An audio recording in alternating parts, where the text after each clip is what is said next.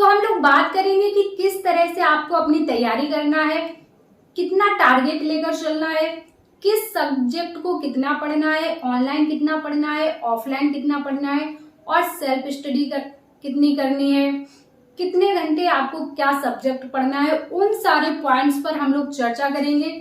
तो साथियों, आपको वीडियो को लास्ट तक देखना है। वीडियो शुरू करने से पहले यदि आप चैनल पर नए हैं तो चैनल को सब्सक्राइब जरूर कर लीजिएगा और वीडियो को लास्ट तक जरूर देखिएगा। इन सभी पॉइंट्स पर हम लोग चर्चा करेंगे। उससे पहले बात कर लेते हैं टेंडर से संबंधित। तो टेंडर से संबंधित बात करने के लिए ज्यादा कुछ है नहीं, क्योंकि सभी को पता है कि टेंडर जो है आपका जारी हो चुका है, टेंडर की प्रक्रिया समाप्त हो चुकी है और टेंडर आपका टीसीएस कंपनी को मिला है, जो कि पिछले भी एग्जाम आपकी करा चुकी है। तो आपको टीसीएस कंपनी ने जो प्रीवियस ईयर क्वेश्चंस करवाए हैं वो आप प्रैक्टिस सेट जरूर देख लीजिएगा, है ना, क्योंकि उसी पर आधारित आपके अगले इस वर्ष जो परीक्षा होगी उसी पर आधारित आपके क्वेश्चंस बनेंगे। तो वो प्रैक्टिस सेट आपको जरूर देख लेना है, ठीक है ना। तो इतना तो कंफर्म है कि जो आपका एग्जाम कराएगी वो टीसीएस कंपनी कराएगी, ठीक है। तो अब हम लोग बात कर लेते हैं आपके टारगेट के बारे में कि आपको क्या टारगेट मानकर चलना है और किस सब्जेक्ट पर कितनी पकड़ बनानी है। तो देखो, जब आप सिलेबस देखेंगे, ऑफिशियल सिलेबस देखेंगे यूपी पुलिस कांस्टेबल का, तो आपको जो गूगल पर सर्च करने पर मिलेगा, क्या मिलेगा कि हिंदी में आपसे 37 क्वेश्चंस पूछे जाएंगे, जीके जीएस में आपसे 38 क्वेश्चंस पूछे जाएंगे, मैथ में आपसे 38 क्वेश्चन पूछे जाएंगे और रीजनिंग में आपसे 37 क्वेश्चंस पूछे जाएंगे। ये आपको सिलेबस देखने को मिल जाएगा। कहाँ पर? गूगल पर, है ना। अगर आप यूपी पुलिस कांस्टेबल का सिलेबस सर्च करेंगे तो ये आपको देखने के लिए मिल जाएगा।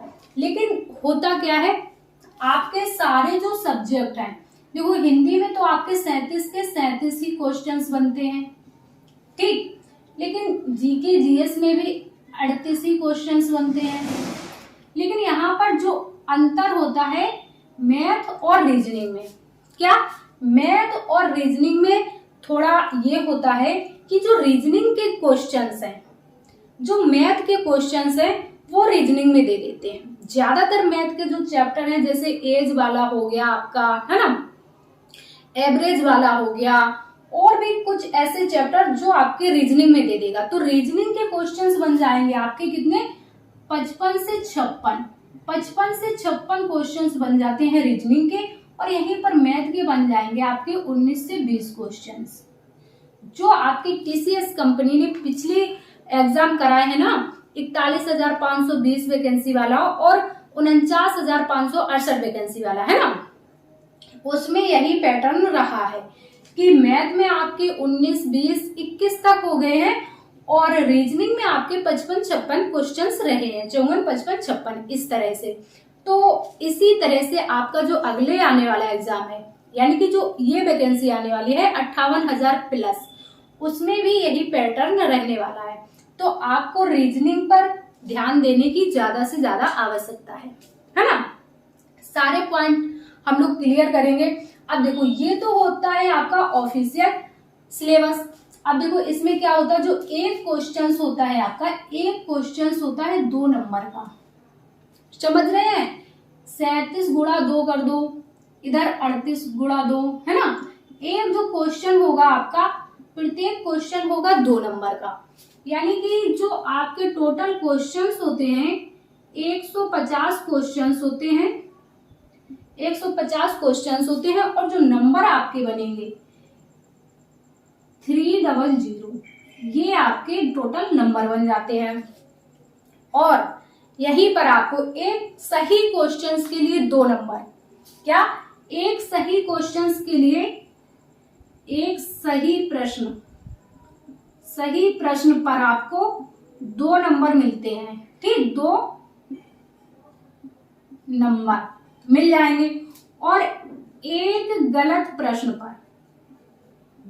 प्रश्न पर आपके नंबर कटेंगे भी। ध्यान दे रहे हैं ना, ध्यान देते रहे ना। आपका एक, अगर आपने गलत क्वेश्चंस कर दिया तो आपका आधा नंबर कट जाएगा, यानी 0.50 नंबर आपका कट भी जाता है। और जो आपको समय मिलता है यहाँ पर टाइम मिलेगा 2 घंटे का। 2 घंटे का आपको एग्जाम में टाइम दिया जाता है। 150 क्वेश्चंस होते हैं और आपके पास 160 मिनट होते हैं सही करने के लिए। ठीक, इतना आप समझ गए कि एक जो आपका क्वेश्चन होगा 2 नंबर का होगा, एक सही क्वेश्चन करने पर आपको 2 नंबर मिलेंगे और एक गलत क्वेश्चन करने पर आपका आधा नंबर कट जाएगा। यानी कि अगर आपने 4 गलत क्वेश्चंस कर दिए तो एक आपका सही वाला क्वेश्चन उसी में बराबर कर दिया जाएगा, है ना। तो आपको करना क्या है कि गलत क्वेश्चंस नहीं करने हैं, है ना। 150 क्वेश्चन आएंगे और 300 नंबर के आएंगे। अब आपको करने कैसे हैं, है ना। अब आप ये देखिए आपका टारगेट क्या होना चाहिए। अब जैसे मान लीजिए 37 क्वेश्चंस आपसे हिंदी में आएंगे, 37 क्वेश्चंस आपके हिंदी में आएंगे। हिंदी में वही क्वेश्चंस आते हैं जो आपने पढ़ रखे हैं, विलोम शब्द, पर्यायवाची, अलंकार, छंद, रस और वर्णमाला, यही सारे टॉपिक, समास, तद्भव, तत्सम, देशज, विदेशज, रचनाएं, शुद्ध वर्तनी, शुद्ध वाक्य, यही सारे जो है आपके टॉपिक आते हैं हिंदी में। तो ज्यादातर जो यूपी बोर्ड के स्टूडेंट होते हैं उनकी तो हिंदी मतलब अगर 12th किया है तो अभी भी अच्छी स्ट्रांग रही होगी, है ना। अभी जिन्होंने किया है और जिन्होंने 1-2 साल पहले किया है उनकी भी अच्छी होगी। यूपी बोर्ड वालों की तो हिंदी खैर अच्छी हो ही जाती है, सीबीएसई बोर्ड वालों की भी अच्छी होती है, तैयारी कर लेंगे तो उनकी भी अच्छी हो जाती है ना। तो हिंदी में 37 प्रश्न आते हैं। 37 में आप 30 प्रश्न आराम से कर सकते हैं। 37 में आप 30 प्रश्न आराम से कर सकते हैं। मान लो 7 प्रश्न ऐसे हो जाते हैं, कहीं आपसे कोई ऐसी रचना पूछ ली गई जो आपने नहीं पढ़ी है ना, या फिर कोई ऐसा आपसे मुहावरा पूछ लिया, या फिर 4 ऑप्शन दिए हैं और उसमें आपसे जैसे पूछ लिया, एक दे दिया, इनमें से गंगा का पर्यायवाची नहीं है। ऑप्शन दे देगा आपको, जानवी दे देगा, भागीरथी दे देगा, कालिंदी दे देगा, या फिर इनमें से कोई नहीं दे देगा, है ना। और आपने क्वेश्चन को जल्दबाजी में क्या पढ़ लिया कि गंगा का पर्यायवाची है ना। तो आप उसमें जानवी या भागीरथी में कोई एक ऑप्शन दे देगा, आप टिक कर देंगे। तो ऐसे भी आपके क्वेश्चंस गलत होने के चांस रहते हैं। इसलिए जब आप एग्जाम हॉल में बैठेंगे तो बहुत ध्यान से, केयरफुली क्वेश्चन को बहुत ध्यान से पढ़ना है। कई 2-4 क्वेश्चंस तो जल्दबाजी में गलत हो ही जाते हैं। तो इस तरह से मान लो कि आपने नहीं देख पाया, या जिसमें नहीं है उसमें नहीं देख लिया, तो 1-2 क्वेश्चन इसमें भी आपके गलत होने के चांस हो जाते हैं। तो मोटा माटी मान लो कि आपने हिंदी में 30 क्वेश्चन सही कर लिए, है ना। मोटा माटी मान लो आपने हिंदी में 30 क्वेश्चन सही कर लिए, ठीक। इसके बाद जीके जीएस की बारी आती है।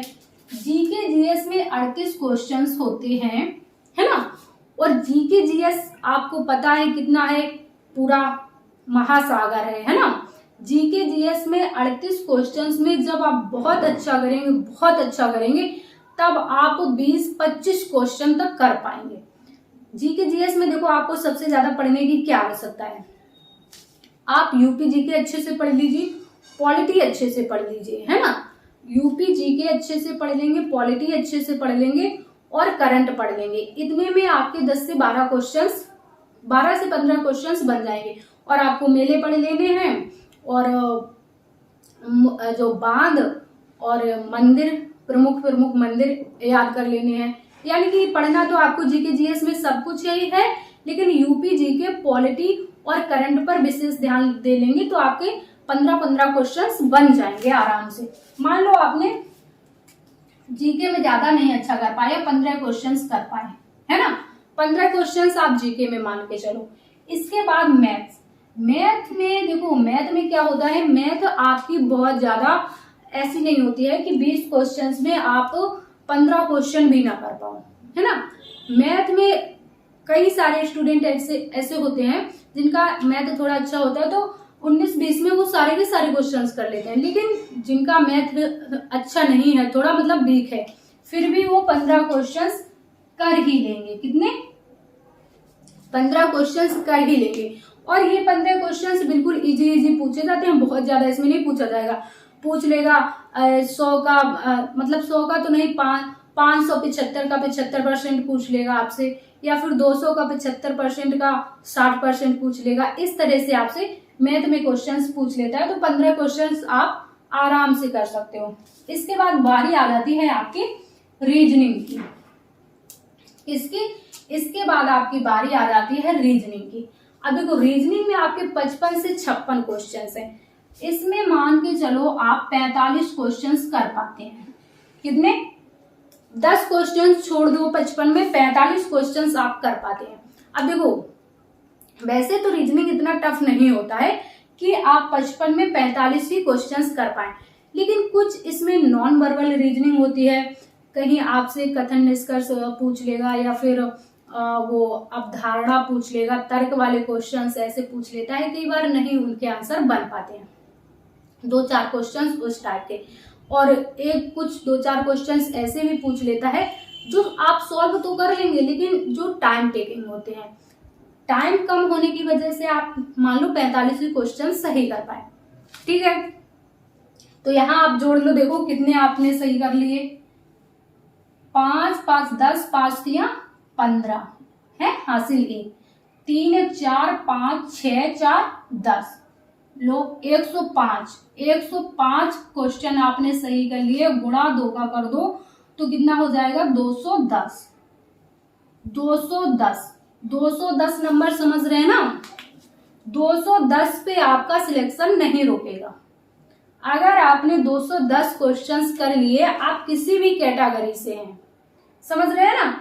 आप किसी भी कैटेगरी से हैं, 210 क्वेश्चंस आपने 210 नंबर आपने अगर ला लिए हैं, तो आपका सिलेक्शन किसी भी कीमत पर रुकने वाला नहीं है। और देख लो 37 में से 30 क्वेश्चन करना कोई बड़ी बात नहीं है, 38 में से 15 करना कोई बड़ी बात नहीं है, मैथ में 20 में से 15 आराम से किए जा सकते हैं, और रीजनिंग में 55 में से 45 आराम से किए जा सकते हैं, है ना? और मान लो सोचो कुछ लड़कियां हैं जो कहती हैं कि बिल्कुल मैथ नहीं आती। भाई आप 20 में से 10 क्वेश्चन कर लोगे, बिल्कुल नॉर्मल जोड़ घटाने के आते हैं। ठीक है, अगर आप यहाँ पे 5 कम कर दो, 5 यहाँ कम कर दो, 10 क्वेश्चन आप कम कर देते हैं, तब भी 95 आपके नंबर 95 आपके क्वेश्चंस बन जाते हैं, और नंबर जो बन जाएंगे आपके 190 बन जाएंगे, तब भी आपका सिलेक्शन हो जाएगा। तो आप लोगों को परेशान होने की जरूरत नहीं है। तो आप इस तरह से अपना टारगेट बनाकर आप जब भी मॉक टेस्ट लगाइए, उसमें ये देखिए कि आपने देखो मॉक टेस्ट में ध्यान देने वाली बात क्या है। आपने ये तो देख लिया कि आपने मॉक टेस्ट में कितने नंबर आए, लेकिन आपने ये नहीं ध्यान दिया कि आपके हिंदी में कितने आए, आपके मैथ में कितने आए। आपने ओवरऑल चेक कर लिया कि नहीं मेरे 210 नहीं हो पा रहे, 180 ही हो पा रहे हैं, तो 180 बालों का भी सिलेक्शन होता है।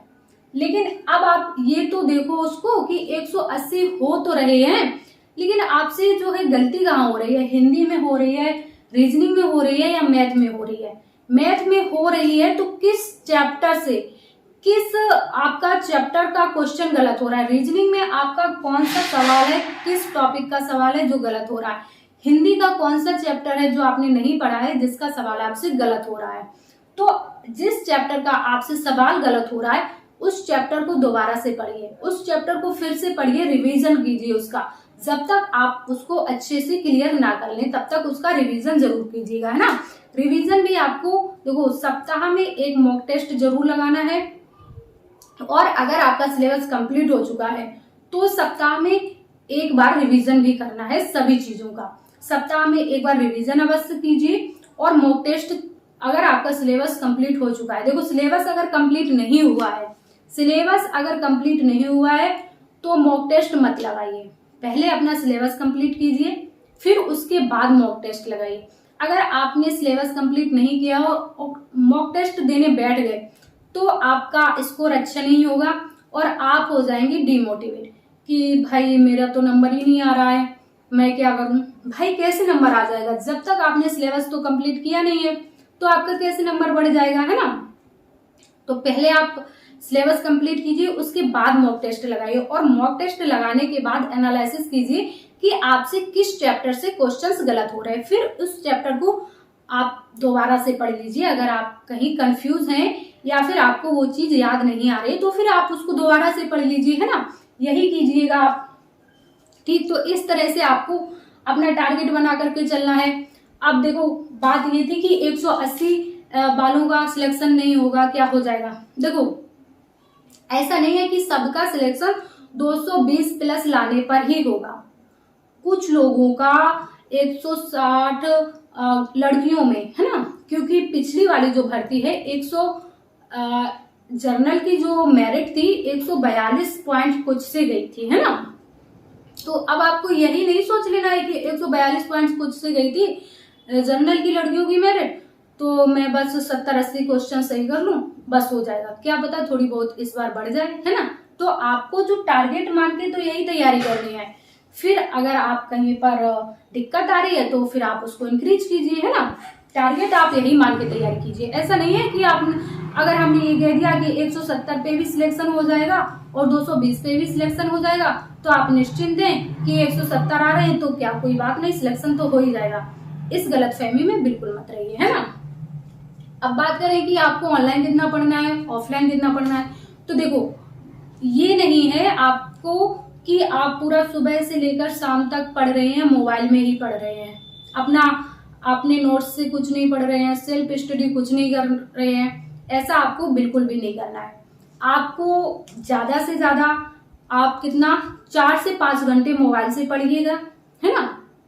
उसके बाद कितना आपको पढ़ना है, देखो ध्यान से सुनो, मोबाइल से आपको कितना पढ़ना है, मोबाइल से 4 से 5 घंटे, 4 से 5 घंटे, इससे ज्यादा नहीं, ठीक। 4 से 5 घंटे मोबाइल से पढ़ना है। उसके बाद आपको सेल्फ स्टडी भी करनी है, ठीक है। मोबाइल से बहुत ज्यादा नहीं कि 8-10 घंटे बस आप मोबाइल से ही पढ़ रहे हैं। मोबाइल से 2-4-5 घंटे पढ़ लो, उसके बाद सेल्फ स्टडी करना जरूरी है। जो आपने नोट्स बनाए हैं उनका रिवीजन करना भी जरूरी है, ठीक है। तो उम्मीद है कि आपको ये छोटा सा प्लान है, जो छोटा सा प्लान नहीं कह सकते हैं, आपके लिए बहुत ज्यादा मददगार साबित होगा अगर आपने इस पर ध्यान दिया तो। अपनी पढ़ाई को इसी तरह कीजिए, आप अपनी तैयारी को इसी तरह कीजिए, इसी तरह टारगेट बनाइए इतने नंबर्स का और अपने सिलेबस को कंप्लीट कीजिए, है ना। और आपको मोबाइल से इतना पढ़ना है, सेल्फ स्टडी भी करनी है, ठीक है। तो ये है आपके लिए संदेश कि आपको इस तरह से तैयारी करनी है और आपको एक सीट पक्की करनी है अपनी आने वाली भर्ती में, ठीक है साथी।